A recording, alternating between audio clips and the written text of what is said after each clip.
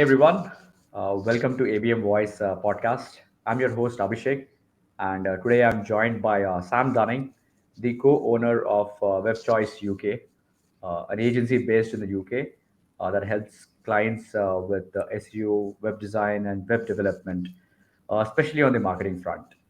What's very interesting about Sam is I've seen that he's grown from a business development executive in 2012 to a co-owner of the same company right now, like in 2020, and from there. So, without further ado, I just also would like to tell you that he's also the host of the Business Growth podcast. We'll leave you the link in the comments. You can go check it out. So, Sam, welcome to the show. Hey Abhishek, appreciate you having me on, man. Looking forward to it. So Sam, I mean, why don't we like start with a small intro about like what you do, what your company does, and like the kind of clients that you work with, and then we'll dig deeper into the B2B marketing aspect of it.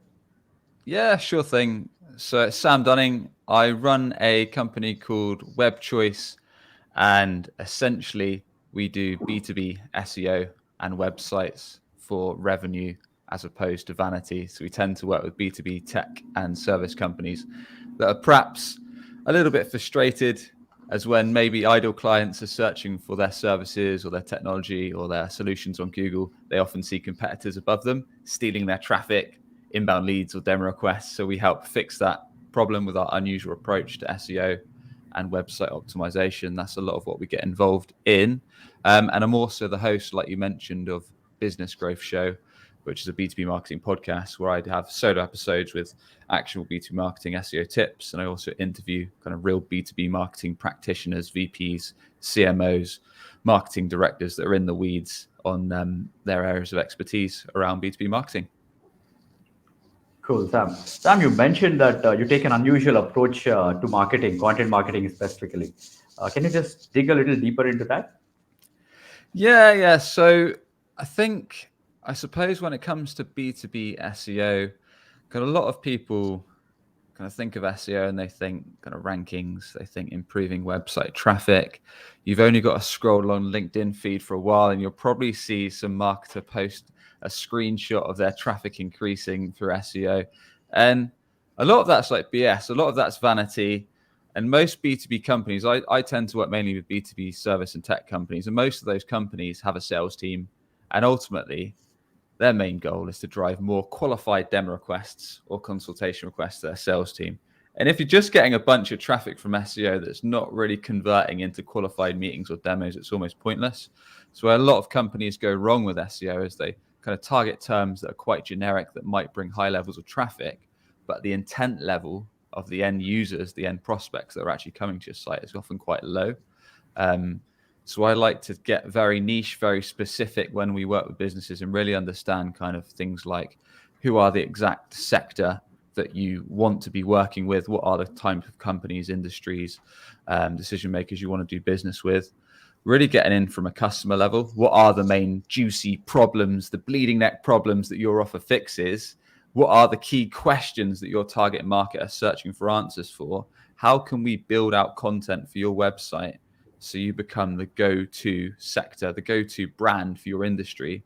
So whenever a prospect at the top of the funnel has questions around your offer, whenever in the middle of the funnel someone's maybe comparing you versus an alternative vendor, that you show up, or whenever someone's ready to buy right now searching directly for your solution or best X vendor, best, I don't know, accountancy, CRM provider, etc. Whenever someone's searching directly, you show up. So really considering kind of what are your target market searching for when it comes to each level of the sales funnel, and making sure your website is consistently giving the best answers, giving the best resources, giving the best information. Because a lot of SEO really is about giving your prospects the answers that they're searching for in the best possible way, and resonating with them. So especially since Google recently released EEAT, Experience, Expertise, Authority, Trust, they added the extra E to the front end. So it's a real big thing, and a lot of agencies neglect that. Right. It looks like the cornerstone of building a great content seems to be finding those juicy problems. And like when you pick up a client, how do you go about finding those juicy, meaty, complicated, or like hair on fire kind of a problems? How do you go about doing that? Yeah. So there's a bunch of ways that you can find out the problems that you fix. One of the best ways to do it is from your sales calls or customer success calls or customer support calls. So if you don't run sales yourself, then you can tune into sales calls with tools like Gong or Chorus or Wingman or Clary, whatever you use. There's a bunch of tools out there, Firefly, etc. Or if you're the founder, perhaps you're a smaller business, you might run the calls yourself, so you can do this. And what I usually suggest is to perhaps pick out a list of maybe your 5 top customers that you enjoy working with, that fit your ideal client profile, that drive good revenue, and that you get good results for. And then just ask them to either come on a podcast or ask them to run a quick interview with you, something similar, ideally over a recorded video call like this. And then ask them things like, when you first came to us, what was the main problem that you were facing, or what was frustrating you at the point where you realized you had an issue that you needed to resolve? So perhaps if you provide some type of CRM, they might have said, well, we were using Google Sheets manually, and it got to the time space where it's taking like 1 hour, 2 hours every week for our sales team, and they were wasting time. Or perhaps we were manually moving data from X to Y, these kind of things, and it was causing us our sales team time which they could have been cold calling or cold emailing or LinkedIn outreaching, etc. So that was kind of tipping point where we realized our time was better spent on other tasks. And what you want to do is, when you ask these questions around the problems they had, you want to kind of make a note of it. If you've used call recording software, that'll help you, or you want to make a note of those kind of things. But you also want to ask questions like, what was the tipping point where you realized it got too annoying, that you had to fix it? Because again, you want to look for the common responses here, the ones that people bring up the most, and then leverage those. And then you can also leverage these interviews for things like, what was it that actually made you reach out to us? Because this is then going to be turned into more of a customer success story as well, that you can use for testimonials, video reviews, and such. So they might give you gold and things like, we actually got recommended to you, or we saw your website and really like the fact you had a case study on why, or that you were transparent on your website with your pricing and your case studies and your video reviews and all this. And then you can go on to ask things like, how do we help you fix the problem? What was the results that we achieved as a result of working together, and why would you recommend us? But yeah, understanding what are ideally the top 3 main problems you fix. So if someone asks me, for example, what are the top 3 problems that we fix for businesses, I can recite them straight away. I can say, look, it might be that you're frustrated that competitors have had you on Google organic search stealing your traffic. The other one might be you're investing in ads, or you're investing in SEO, but your website's failing to convert hard-earned traffic into a steady flow of inbound. Or the third might be you're working with an agency, but you feel like they're not delivering on their promises or not getting you results. So in listening or running sales calls yourself, you're going to bump into a lot of the same problems, and you'll notice that a lot of the people will have the similar kind of frustrations that they come to you with. So take note of those, because these are going to be really useful for when you start creating content, be it written content, video content, so you can directly address these problems head on. Interesting. It looks like there's a lot of overlap between what the marketing team does and what the sales team is doing. So how do you guys, like, what kind of process do you guys have to switch the learnings from sales to marketing to success, and how do you do that? How do you circulate that information across the 3 departments? Yeah. I think this will probably annoy quite a lot of people, but I think a lot of marketers are scared, because they just kind of get, not all, there's some awesome marketers out there. A lot of them I've had on the podcast, but there's some that would never jump onto a sales call, are too scared to speak to customers, just won't do some of this kind of detailed stuff that they actually need to do to create content that's going to resonate. Because if you're just putting out a ton of media, ton of blog posts, ton of videos, ton of podcast episodes, but they're not actually resonating with your prospects, i.e., they're not answering questions your prospects care about, they're not tackling problems head on your customers care about, or they're not giving a unique point of view on why you're different or your thoughts on the industry, then they're not really going to drive business results, i.e., inbound leads, demo requests, etc. So yeah, marketers speaking to sales so they can get with their sales team. I mean, what I quite often suggest is maybe you meet up with your sales team once a month, maybe have some beers, have some coffee, have some lunch, whatever. And then you can do that exercise that we just talked about. So you could thrash out like this month, what are the top, I don't know, top 5 or 10 questions that we've been asked on sales calls that keep coming up over and over again. Let's list them out. Likewise, what are the main frustrations, problems, issues that people have? Let's thrash a list of those out. What is the impact that they're having on the business? Like what's the actual, like it's a problem, but what kind of impact is it having? Is the sales team becoming frustrated? Are they missing out on Q2 revenue targets? Are they having to fire people because this is such a big problem? Are people's jobs on the line, etc.? What are those impacts of the thing that's happening, and what's the root cause? Like what's initially causing this to happen? And there is actually a really cool chart that you can build called a problem identification chart, which is taken from a book called Gap Selling by Keenan, and it's basically problem, impact of problem, and root cause. And if you list out those, it's a really good way of building that out together. And then you can build content to attack those problems and questions head on. So whether that is blog articles, or maybe you start with the YouTube, maybe you start with a video, and then you transcribe that into a blog article. You cut that up into short form content like YouTube Shorts, TikTok, etc. And that's going to give you some really good searchable content, both for your website, YouTube. You can repurpose it for LinkedIn. It's a really nice exercise for marketing and sales can work together on. Interesting. And in this sense, how do you ensure that your content is super aligned with the sales team? Like, I understand that we're learning from the sales team. We're getting on a few calls. We're going to have a few beers, understand their core problems and all. But is there also a way that you're also sharing with them that the messaging that you're putting out, this is the messaging that we're putting out, and this is resonating. This is not resonating. What do you think? Is there a feedback mechanism between the sales and marketing team? In terms of actual messaging for like ads and website headlines and that kind of thing, you mean? Yep. Yeah. So it's always a tricky one with messaging.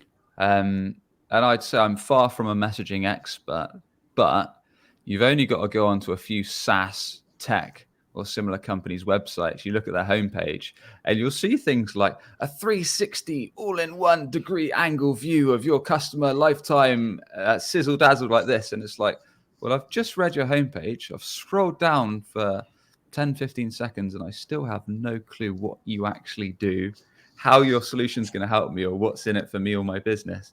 And there's so many sites that do the same, like they're just using jargon.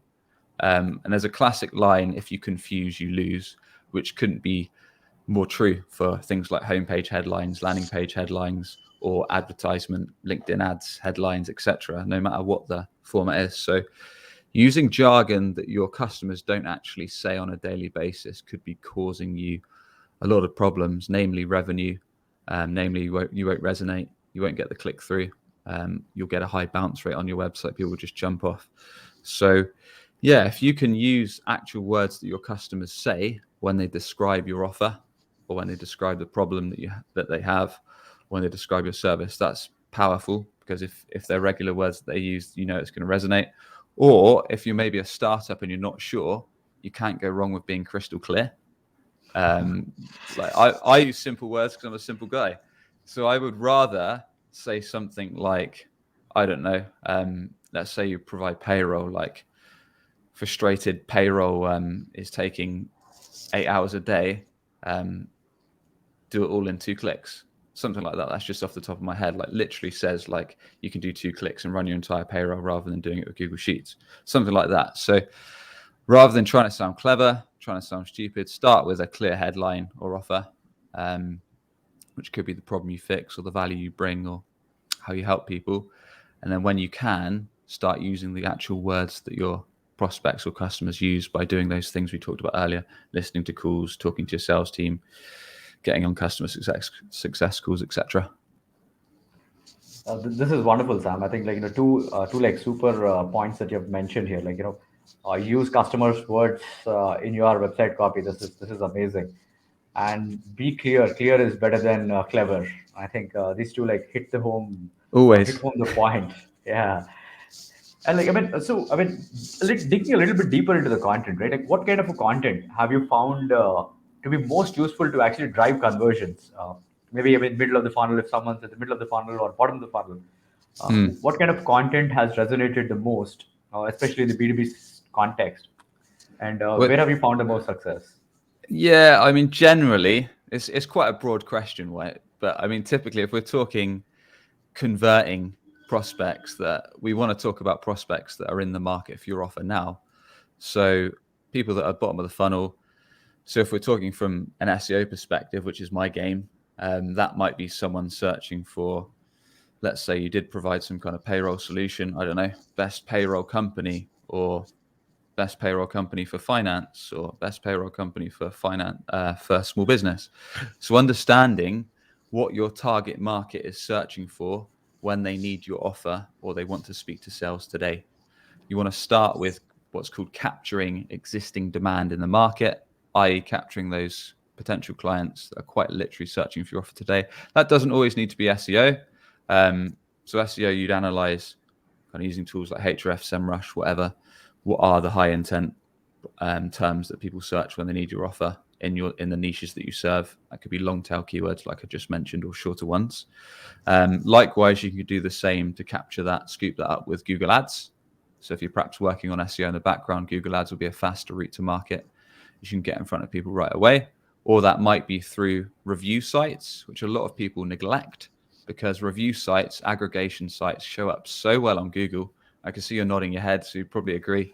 So things like Yeah. G2, Capterra, Clutch, there's a bunch of them. Those sites are annoying, man, because they rank so well, because they have so much content on them. They're often like top 3 in the organic search results. So you can pay to get a sponsored listings on those sites. And then making sure then you've got relevant landing pages for those search queries that match the user intent, i.e., talk about the problem you fix quickly that's relevant to that search query. Talk about kind of how you're going to help them relevant to that offer, maybe share some case studies, maybe answer some common questions that you get around the offer, handle the objections that you commonly get around that offer within the copy, maybe share some qualification points, maybe the pricing, and then social proof, testimonials, video reviews, and then clear next step, call to actions, book a demo, request a call, whatever call to action is relevant. Interesting. I think, I completely agree with you on the review sites. I've been on like about 10 calls, and I think I've asked at least the customers. I mean, this is the sales calls. And I think 8 out of 10 times the prospect has checked you out on G2 or Capterra, like in one way or the other. I mean, it might be the first step, it might be the third, fourth, or fifth step, but I think it's definitely there. They want to know if someone's already using you. They want to know if you're trustworthy or not. And I think you hit the home, you hit that point home.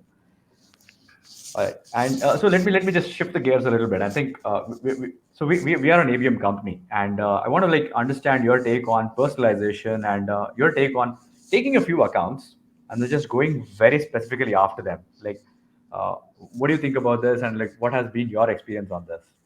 Yeah. So ABM, I can tell you my take on ABM, because I'm a bit of a noob on ABM, to be upfront. Like I say, my game is, I'm general B2B marketer, and I do a lot around SEO and websites. That said, I do run a ABM strategy that people can steal, that's very simple and very straightforward, which is, so with my podcast, Business Growth Show, when I started the podcast, say 3 years or so ago, I literally did it for my own learning. So I just interviewed entrepreneurs, kind of sales leaders, marketing leaders that I just wanted to learn from and steal ideas, which was fine. It was an interesting interview, but it didn't really drive any revenue for our business. Then about a year and a half in, I thought I better start taking this seriously, and I actually wanted to drive qualified pipeline for our company. So I made a list of target accounts, like funded SaaS companies, funded tech companies, service companies, listed down kind of who was their marketing leader, who was their VP of marketing, CMO, etc. And then started reaching out to them on LinkedIn and say, look, I run a top 100 B2B marketing podcast. Would you be against a conversation on the show? Here's some recent guests. Is it worth a chat? 99% of those people said yes. So that was warm conversations with ideal clients. We had a great conversation on the show. Because I've been doing the show a lot, I'm not afraid to challenge them and question them on their area of expertise. We give a great show for our audience. We then repurpose it for LinkedIn, YouTube, audio podcast, our email list, all kinds of different media formats. We make a blog article on it. We promote the hell out of it and give them a guest kit on finish. And then we'll just keep in touch. We'll say, look, how are you find? In our case, we might drop in that, look, we help a lot of similar folks with perhaps struggling with organic search to make organic SEO a top revenue driver. Just curious what you're doing in your organization to make that happen. And they might say they're all covered for now, or we might keep in touch on LinkedIn, and then when they're ready, they'll reach out to me. So that is a technique that you can quite literally steal from me, and it's pretty much free of charge. It'll only take your time. I'm going to ask you one. I'm going to repeat the question. Did you just say 99% of them replied? Did you just say that? 99% of the people that I ask roughly would say yes. Man, that's some amazing number out there. I haven't seen that kind of a conversion rate like in forever. I've never heard anybody say something like that. And I think that's amazing It's that you. it's because most outreach for, I don't know if you get many requests for this podcast. I imagine you do, for guests and speakers, and so do we. Like, we get like 1 or 2 people ask us to come on our show every day, but most of the outreach emails are awful. Like, they're literally like a wall of text talking about how great the speaker is. Whereas when I do an outreach request, it's usually on LinkedIn, and it's painfully short. It's like one line. It's like literally like, say their name was Steve, like, Steve, been enjoying your content on X. Would love to have you on my top 100 B2B marketing podcast. You against a conversation. Painfully short request. Nearly always gets accepted. And then if they don't respond, I might just nudge them and say, like, here's a link. We recently had this person on that they might know. And then they'll probably either say, yes, let's do it, or the odd person will say no. I'm going to steal that for our podcast outreach. I mean, I'm going to steal this exact strategy. I'm Do it, in man. awe of like how you're doing it. Yeah, Yeah, this is do it. amazing. Okay, so I mean, let's shift gear a little bit, and I think let's talk about what everyone's talking about today. I think the past 6 months, I think everybody's saying that hey, SEO is dead, AI is here, the search generative experience is here, the chat version of the search is here. What's your take on this? Everything's dead. According to LinkedIn, SEO's dead, cold calling's dead, ABM's dead, demand gen's dead, paid search is dead, review sites. I don't know if anything's still alive according to LinkedIn. But no, Okay. I mean, in all seriousness, yeah, I mean, usually when I see posts or videos, it's usually when someone says something's dead, they want to push their own agenda. So someone might say SEO's dead, but demand gen is like alive and well, and this is why you need to invest everything into building demand as opposed to capturing it with SEO. And it's like, well, I think AI is going to change a lot of things for the better. So, for example, like Google are rolling out things like perspectives, they said, in the next couple of weeks. So instead, if you have a question, i.e., I don't know, how do I get ripped? How do I get a six pack? Or how do I lose weight in this amount of time? Or what are the right foods to eat for this? All those kind of questions. Or how do I create a blog post that generates kind of real demo requests? I don't know, something like that. Instead of just traditionally having to type in that search query, then trawl through maybe 3 or 4 articles on the first page, you click the perspective tabs, and then you might get things like video results or video shorts, or Reddit threads or forum threads. So I think that kind of introduction is going to be really useful because people can get relevant content that answers their query fast. In terms of the AI search results, I don't think anyone knows exactly how that's going to look, but that is going to be interesting.